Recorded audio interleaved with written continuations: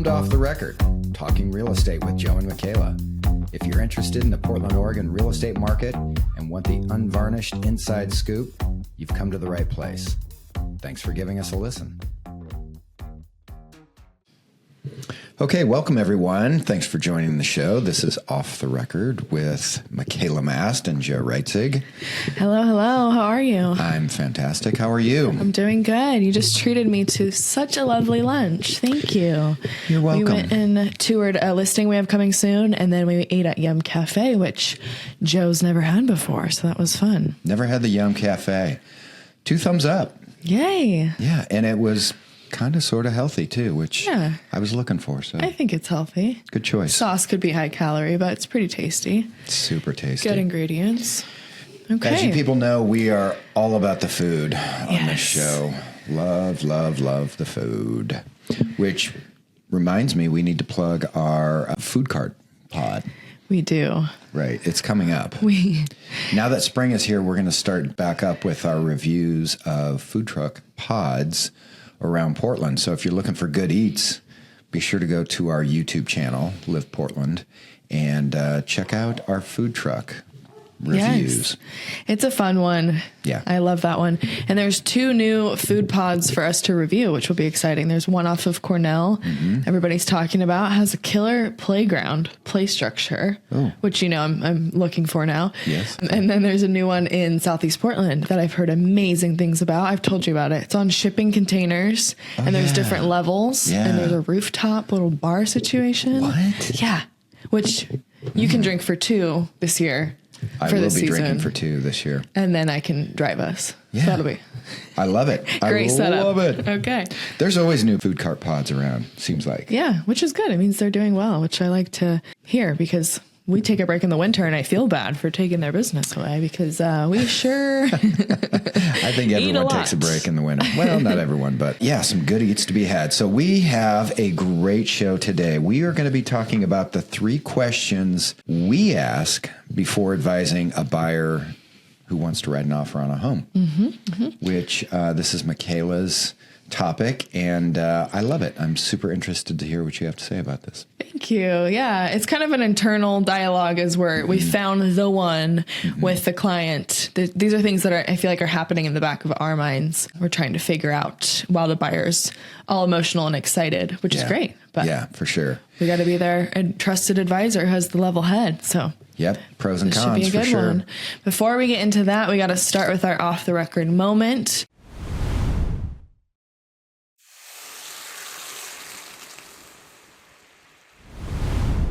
Which, as you know, if you've been listening, it can be real estate or non-real estate related. It can be a confession. Usually it's a gripe or a bug, as we call. And then we'll end the episode with something that we're loving for the week. Yeah. Do you want me to start? Yes, go ahead. Mine's a gripe. Mine's a gripe this week. Yeah. So with spring here, and I don't want to date the show, but allergy season. Good Lord, this year was bad, Mac. I know you've been struggling. I know. And it's still kind of bugging me, but this year was the worst I think I've had in 10 years. Oh my gosh. And I wear contacts and it's almost impossible to wear them during the 3 to 5 day, initial allergy season. And It's just the burning eyes and all of it. And none of my little tricks that I have in little pharmaceuticals did the trick. So that is my bug, is how bad the allergy season was this year. Darn it. I'm sorry. I have heard that quite a bit from other people too who normally don't experience it. And I feel like the level of pollen this year is crazy. Feels like way more pollen than we're used to. So that checks out. Yeah. I walk out and I see it on the top of my car and it's just like, oh boy, here we go. Yeah. Bummer. Yeah. Well, you'll start to feel better soon and then it'll just be warm. Yeah. Exactly. Everything will be good in the world. Yeah. I'm on the back end of it, so I'm good. Good. My bug is, I'm sorry, but I hate when guys wear flip-flops in public, specifically when it's not flip-flop season. Oh, yeah. It's just gross. I don't want to see your feet. Yeah. They don't take good care of their feet. The general public of men, you know. I don't want to be in the middle of Winco and see more dogs than I do non-dogs. It's disgusting. Yeah. Flip-flops should be allowed at the pool. I'm with you on this one. And that's it. Okay. And you should be required to have a card on you that says that you did get a pedi in the last, year, month, 6 months, 6 months, whatever. God, it's just gross. We won't go any deeper into that because this is a rabbit hole that I think we could go down and it would get really disgusting. I'm just saying, I can't deal with it. It's the gross. Lake, the pool. Sure. All acceptable. Inside your own home? Awesome. Go for it. In public, in the grocery store, the library, go away. Yeah. I would rather see you wear socks with a flip-flop than show your dogs. That's a bold look, too. Well, it's a bold look, period. So yeah. I saw that a lot in Europe when I was over there visiting my brother. Did you? Like with the flip flop or like a slide? A slider. Both. With socks. And I was like, is this a thing? And my brother was like, yeah, it's kind of a thing. Interesting. That just seems so uncomfortable. Yeah. But more respectful. So, you know what? I can get on board. Not a fad that I would like to see. Fair. Yeah. Fair. Okay, with that, now we'll switch back to real estate. Yeah, let's get to the topic here. Personal bugs out of the way. Okay, so most buyers, when we're touring, they are asking the question, do I like this house? Which is obviously very important, but it's not the only thing we should be considering when you're deciding whether to move forward. So we're running through several questions, but 3 that have come top of mind to me, which we'll go through today. Yeah. So one that I think I can relate to a lot, because as I've talked about here before, our journey in finding the current home that we're in was quite a journey. But we ask, is the right house for you, or is it just a good house? Yeah. And I think that works in 2 ways. Like, maybe for one, what that's relating to is, does the home live up to your lifestyle needs? Does it live up to, is it close to your work? Is it checking all of those boxes? But also on the other side of things, is it just checking the boxes? I know. It's so funny because we see clients that are all across the board. Mm-hmm. And I was just working with some clients who were looking at some spectacular homes. I mean, some really high-end luxury homes. And the wife was spot on with what she wanted, just knew it. And when we walked through homes, she knew right away, no.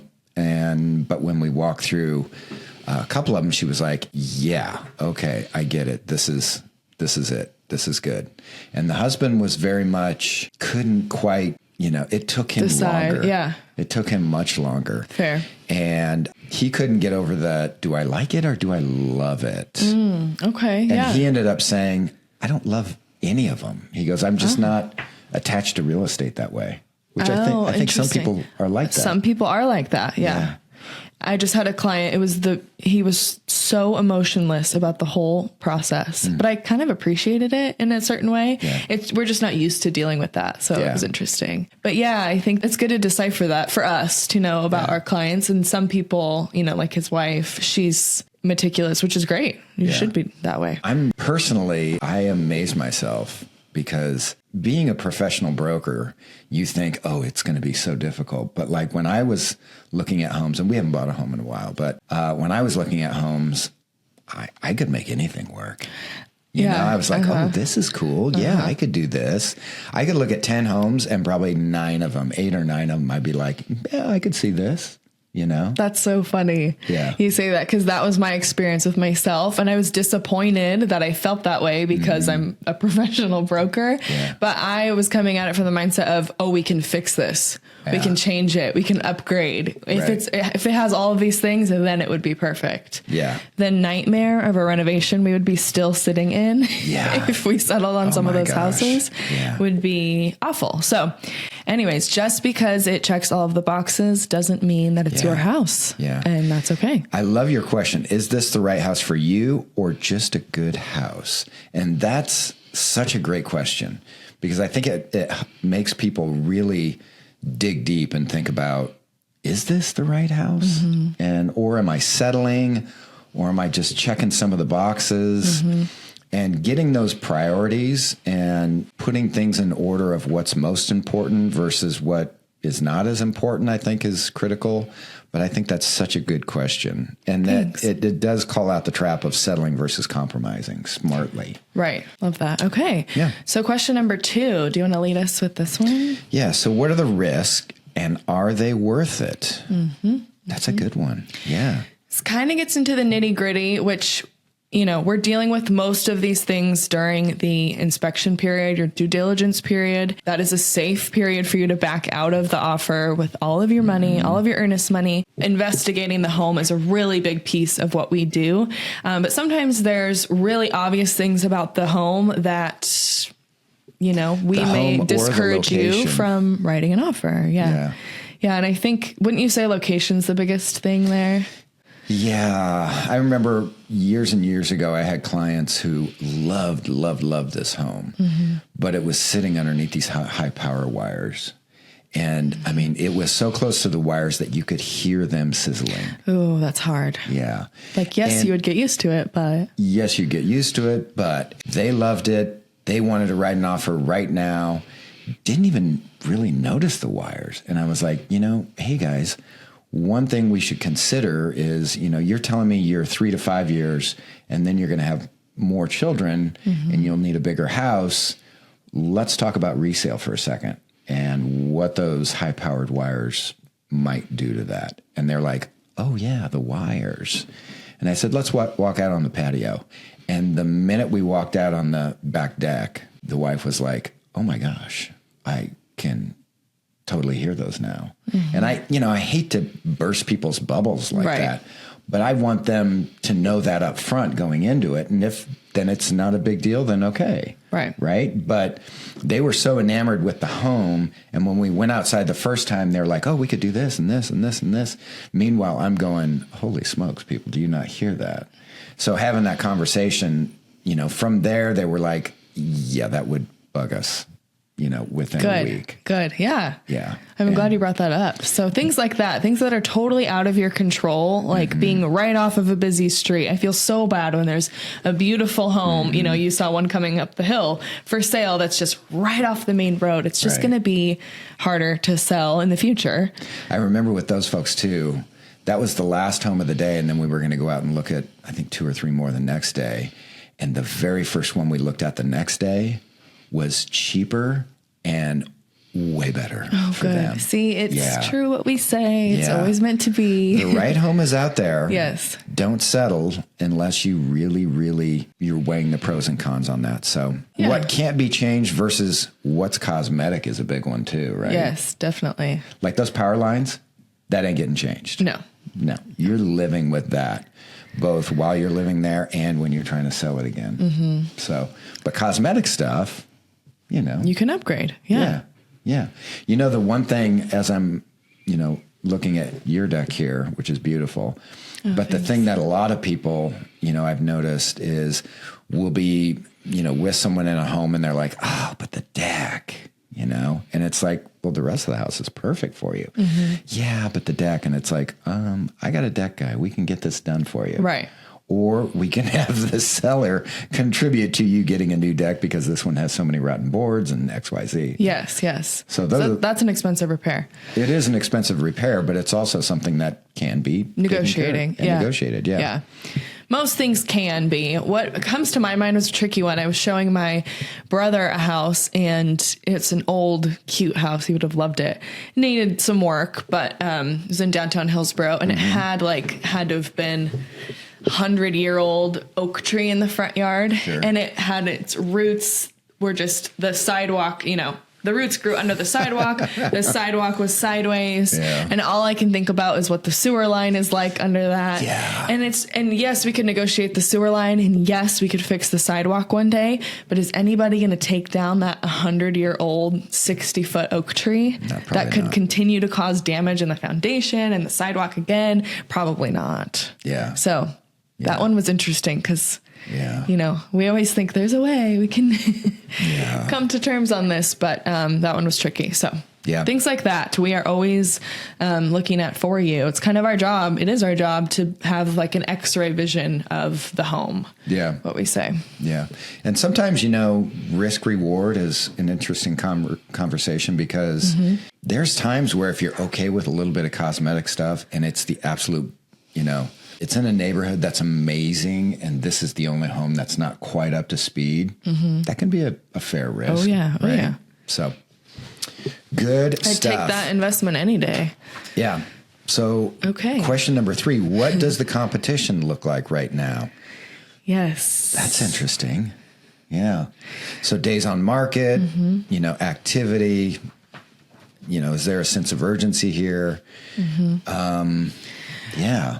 I think I'm always going back to the 2021 days when you're showing a client a home and they have to decide whether to write on it in an hour and not just whether they want to write, but how much they want to go over asking. Right. So that's always pretty top of mind for me, right as the client shares if they like the home or not. But in the back of my mind, and I know yours too, we're thinking about days on market, what has sold in the neighborhood recently, and for what is the property currently listed at an appropriate price, kind of going through all the things we think about when we go to construct an offer for you. I'm working with some clients right now who are looking to build a home, and the price per square foot is just through the roof. Yeah, and it's tough. It's a tough conversation, but the house is right, the lot's right, the builder's right. And they want it so bad. Yeah. But it's just like, holy smokes, we are paying a massive premium for this. Is it worth it? Right. And I think it is because it's their retirement home. Right. They'll be in it forever. They're going to be in it for 20 years at least. This particular home will appreciate so well. Yeah, definitely. So, things like that. Yeah. The right house at the wrong moment can still be the wrong move. Yeah. Which I like. Yeah. Tell me what you mean by that. Well, if it's, going back to 2021, overpaying, we don't want to see clients do that. I guess overpaying in any market is never good, right? Even if you're in this market and you're paying more than you can afford, it's likely not the right move for you. Even sometimes rushing to make an offer or trying to be competitive when you aren't quite ready and you don't quite understand what terms you can offer that might help you win. Just stretching yourself in a way that might make you feel uncomfortable later on. Yeah. No, I get that. We want to avoid. So these are the 3 questions, folks. And just to wrap up, these are the 3 questions that turn an emotional decision into a strategic one, which I think is important. And this is what a professional will help you do, is have a clarity about what you're doing and why you're doing it, and making sure that it's the right move for you. Because a lot of times, this is a big financial decision. It's a big decision for your family, for you, for, your future. And it can get super emotional. Yeah. Right. And sometimes it's tough to have clarity about your strategy, clarity about, how you want this to be, how you want the outcome to come around when you're emotional and when you're just like, it's difficult. And having someone to help you through this, with these questions and maybe some other ones, I think is critical. So yes. So if you're starting your home search or you're feeling stuck and you haven't built a relationship with the broker yet, we would definitely love to help you and walk you through our strategy, see what we can do to help you with that process. Yeah. If you want to take a look at our team, how we work, and get a little bit more information, we've got a lot of great stuff on our website, livportland.com, liveportland.com. You can also see a number of other of our podcasts there, and we do categorize those between buying and selling, investing, all sorts of different ways. So yes. Visit our website. Yeah, so visit our website. But before we go, we have one last segment. We'll end with something that we're loving. Yeah. So we were with a potential client yesterday, and she was the sweetest woman. And she, as we were leaving that appointment, she was on her way to a class, I think at PCC, from what I've researched, which I wasn't researching where she's going to be cleared, not in a creepy way. Wow. But I wanted to know more about much? what she was doing, because she's going to a class on how to maintain your home, which I thought was so brilliant. For women. It's like, it's for everybody, but it's targeted. For women. Yes. For women, because typically, stereotypically, we don't take care of the homes usually. Yeah, again, not stereotypically. That stereotype doesn't work in my house. I'm handy with some stuff, but not most household stuff. Thankfully, I've raised children. I have grown boys now that are like, yeah, I can fix that for you, Dad. I know, they're so handy. My boys, so cool. They did not get it from mom and dad. It's so crazy. I love it. Well, they got it from somewhere. That's all that matters. That's all that matters. But they have these classes, and our client or potential client specifically was going to one about drywall repair, which is very cool. I'd like to know how to repair drywall. So they offer this locally at the Rebuilding Center, which is on North Mississippi. And they also offer it at PCC. Habitat for Humanity does classes as well. Yeah. That's so I wanted fantastic. to share that. I love that. Yeah. She was so sweet. I know. Just so, I don't know, curious and kind and sweet. Yeah. Which leads me into what I'm loving is and this is going to sound so corny, Makayla, and you're going to laugh at me, but I love our clients that we work with. I mean, it just seems like we have such great people that we're able to help on their journey with either buying or selling a home. Yeah. And, you and I looked at a property earlier today that we're getting ready to put on the market for a client of ours who I've sold other properties for. And she is so sweet. And she just told me, she said, hey, I'm going to put this in your hands. You tell me what I should do. And just that trust and that relationship when you have clients that you really connect with and who appreciate your professionalism, appreciate your experience, have great communication. I'm loving that. And we're lucky right now. We seem to go in phases where... We definitely go in phases. Sometimes now we have a really great bunch. Yes, we do have a great bunch right now. And I'm loving it. Occasionally we get clients that, want us to help them, but also want it done their way. Right. And maybe against some of our better judgment and advice, they go a certain direction, and that's fine also. Mm-hmm. It's a hard time. People are very stressed out. Mm-hmm. They're on edge. They're probably exhausted if they're getting ready to list their home. Yeah. But also sometimes they take it out on us. So it's nice to appreciate the clients that appreciate us. That you have a great line of communication with and just say, hey, I trust your judgment on this. Let me know. I like that. Yeah. Yeah. So. Okay. That's always nice. So thank you, folks, for joining us today. We hope that this has been helpful for you. Once again, you can check us out at liveportland.com, livportland.com, and also on our YouTube channel. Go ahead and subscribe to that puppy. Yes, please do. It helps us out a ton, so we appreciate that. All right, guys. Thanks so much. Have a great day. Bye. Bye. Thanks for joining us today. If you're interested in finding out more about Joe, myself, or the Live Portland team, you can go to liveportland.com. Thanks for giving us a listen, and see you next time on the Off the Record podcast.